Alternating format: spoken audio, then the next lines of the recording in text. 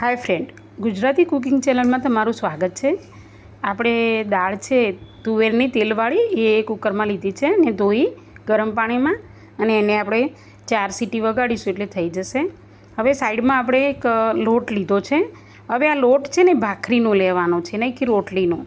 ભાખરીનો લોટ લીધો છે, એની અંદર અજમો નાખ્યો છે અને વારાફરતી બધા મસાલા કરી દેવાના છે. એમાં મેં હળદર, મરચું અને મીઠું અને ધાણા જીરું એ બધું એડ કર્યું છે. એને એની અંદર તેલનું મોણ નાખ્યું છે. હવે તમે સમજી જ ગયા હશો કે આપણે શું બનાવી રહ્યા છીએ, કે દાળ ઢોકળી બનાવી રહ્યા છીએ, જે ગુજરાતીઓની ખાસ પસંદ છે અને ખરેખર બધી જગ્યાએ વખણાય છે કે ભાઈ ગુજરાતીની દાળ ઢોકળી અને ખમણ એમ એ રીતે આપણે ઓળખીએ છીએ.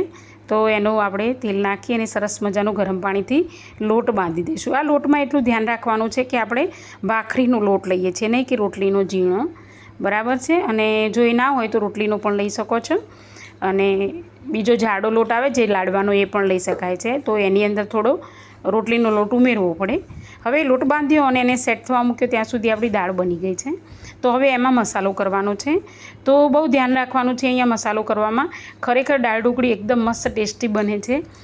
તો ફેમસ છે વિસનગરની અને એકદમ ટેસ્ટી છે, લોકો ઓનલાઈન મંગાવે છે. તો મેં એ રીતે જ બનાવી છે. પ્લીઝ સબસ્ક્રાઈબ કરવાનું, લાઇક કરવાનું ભૂલતા નહીં. અરે આટલો સરસ વિડીયો બનાવું છું, કેમ સબસ્ક્રાઈબ નથી કરતા, લાઇક નથી કરતા? અને શેર કરો તમારા ફ્રેન્ડ્સને, અને મને જણાવો કે તમે ક્યાંથી જોઈ રહ્યા છો. અને બહુ બધાએ મારો વિડીયો જોયો છે, ઓસ્ટ્રેલિયા, ન્યૂયોર્ક અને કેનેડા અને બધા લોકો જોવે છે અને ખરેખર આનંદ અનુભવે છે અને મને બહુ સારું એવું કોમેન્ટ કરે છે. તો આપણે મસાલાની અંદર આપણે એમાં એક મરચું નાખી દીધું છે. હવે અહીંયા આપણે વઘાર કરીશું. મસાલાની વાત હું તમને કરું છું. તો વઘારની અંદર આપણે મેથી અને રાઈ અને જીરું અને અંદર નાખી છે મેં થોડી હિંગ, બરાબર છે. અને પછી આપણે જે મસાલાવાળું દાળ બનાવી છે એ એડ કરવાની છે. તો એ એડ કર્યા પછી એને બરાબર આપણે હલાવવાની છે.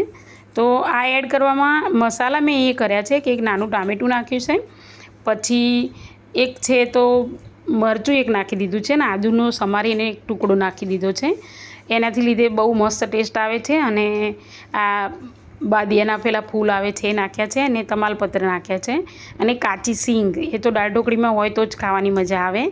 અને આપણે લીંબુ નીચોવતા હોય છે એટલે મેં છે કે ટામેટું થોડું ઓછું નાખ્યું છે.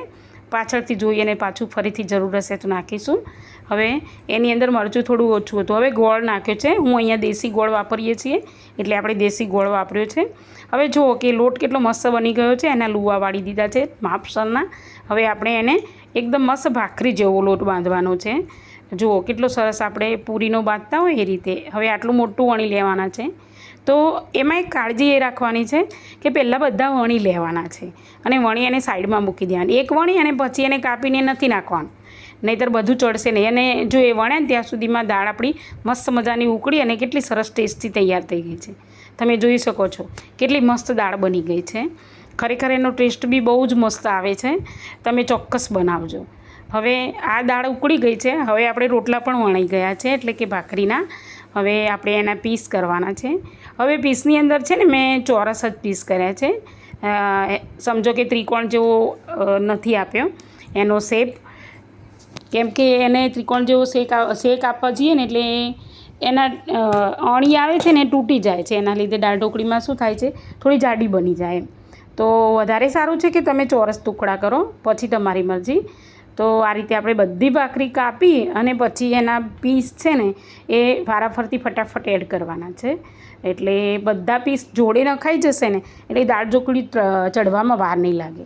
જો કેટલી સરસ મજાના પીસ બની ગયા છે. વારાફરતી આપણે નાખીશું. હવે એને હલાવીશું. જો બધા પીસ નખાઈ ગયા છે. હવે એને ધીમા તાપે હલાવવાની છે, જેથી કરીને નીચે ચોંટે નહીં. અને આમાં હલાવતા જઈશું અને એને ચડવા દેવાની છે. તો ખુલ્લી જ રાખવાની છે, એને ઢાંકવાની કંઈ જરૂર નથી. તો આવી રીતે ફૂટે છે. મને એવું લાગ્યું ટેસ્ટ કરતી વખતે કે થોડું ખટાશનું પ્રમાણ ઓછું છે, એટલે પાછળથી મેં એક નાનું ટામેટું ઉમેર્યું છે. અને એમ બી આપણે લીંબુ તો નીચોવીને જ ખાઈએ છીએ એટલે કંઈ વધારે એ નથી, પણ ઘણા લીંબુ ના ખાતા હોય એમના માટે આપણે એવું કરવું પડે છે. તો તમે જોયું છે કે કેટલી સરસ દાળ ઢોકળી બની ગઈ છે. હવે આ ચડતા વાર નથી લાગતી, પણ ધીમા તાપે ચડવાની છે અને વચ્ચે વચ્ચે હલાવતા રહીશું આપણે, એટલે ખબર પડી જશે કે ચડી ગઈ છે. તો એને ચડ્યું હોય એવું ચેક કરી લઈશું. જુઓ, સરસ મજાની દાળ ઢોકળી બની ગઈ છે, ચડી અને તૈયાર. હવે એવું બને છે ઘણીવાર કે આપણે આ પીસ નાખ્યા પછી પાણી ઓછું હોય છે, તો પાણી પાછળથી ઉમેરી શકાય છે. હવે આપણે એને લીલા ધાણા નાખીશું અને મસ્ત મજાની હલાવી દઈશું. અને એકવાર ટેસ્ટ ચોક્કસ કરી લેવાનો, એથી કરીને આપણને ખબર પડે કે શું ઓછું છે કે શું વધારે છે એમ. અને પછી એને મસ્ત મજાના હલાવી અને જુઓ કેવી સરસ મજાની બધી ચડી ગઈ છે, સરસ. અને કેટલી સરસ રસીલી અને મસ્ત બની છે દાળ ઢોકળી. તો પ્લીઝ તમે સબસ્ક્રાઈબ કરવાનું ના ભૂલતા. કોમેન્ટ કરજો, મને કોમેન્ટમાં બતાવજો કે તમને મારી રેસીપી કેવી લાગે છે. અને જુઓ, મસ્ત મજાની દાળ ઢોકળી બની જવી છે અને તમે પણ ચોક્કસ બનાવજો અને મને કોમેન્ટમાં જણાવજો કે તમારી કેવી બની છે. ઓકે, તો હવે આપણે એને એક ડીશમાં સર્વ કરીશું. તો એક ડીશ લીધી છે મેં, એની અંદર આપણે સર્વ કરવાની છે.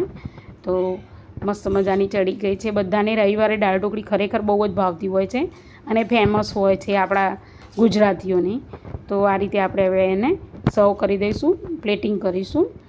હવે જુઓ કે એટલી મસ્ત દાળ બી એકદમ રસીલી બની છે અને એના પીસ બી કેટલા મસ્ત આખા રહ્યા છે, તમે જોઈ શકો છો. હવે આપણે જમી લઈશું, તો રાખવાની જોઈએ છીએ. હવે તમે પણ બનાવીને જમજો, બરાબર છે. ફરીથી મળીશું આવતા વિડીયોમાં. તમે મારો વિડીયો વોચ કર્યો એ બદલ તમારો ખૂબ ખૂબ આભાર. અને તમારા પ્રતિભાવો મને ચોક્કસ જણાવો, બરાબર છે. તો મને પણ મોટિવેશન મળતું રહે. તો ફરી મળીશું આવતા વિડીયોમાં. બાય.